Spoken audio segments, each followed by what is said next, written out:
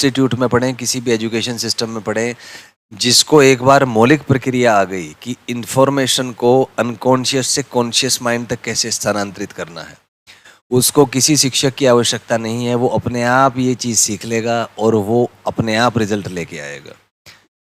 कोटा के प्रतिष्ठित कोचिंग संस्थानों में काम करने के दौरान मैंने अनुभव किया कि एक स्ट्रेटेजी यूज़ की जाती है। पहले स्कॉलरशिप टेस्ट लिया जाता है।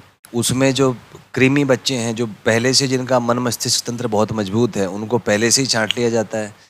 उनकी क्लासेस अलग होती हैं, अलग टीचर्स उनको पढ़ाते हैं और वो किसी भी इंस्टीट्यूट में पढ़ लें, वो तो सफल होने ही हैं।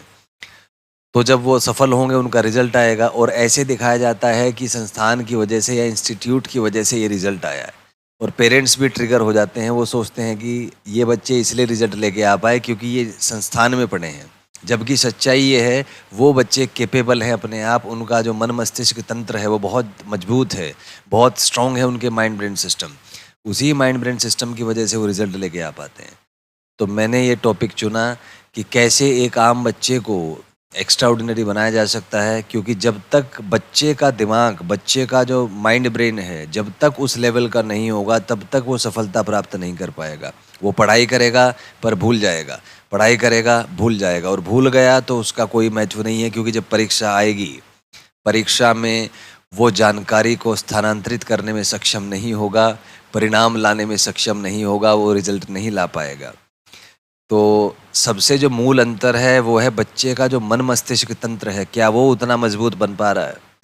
और ज़्यादातर इंस्टीट्यूट्स में ऐसी प्रक्रिया नहीं सिखाई जाती बच्चों को कि मन मस्तिष्क तंत्र कैसे मजबूत बने।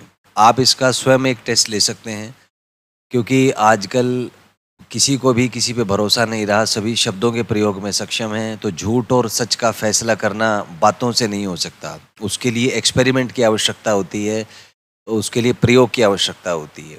तो आप भी एक प्रयोग करें।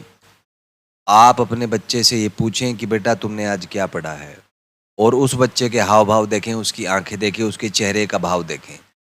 यदि बच्चा बता पाता है सहजता से कि मैंने आज ये पढ़ा, फिजिक्स में ये पढ़ा, केमिस्ट्री में ये पढ़ा, मैथ्स में ये पढ़ा, बायो में ये पढ़ा, सहजता से बता पाता है, तभी आप समझे कि इसका जो माइंड ब्रेन सिस्टम है वो मजबूत बन रहा है, ये प्रगति के पथ पर है, ये उस रास्ते पर है जिस पर इसको जाके सफलता मिलेगी।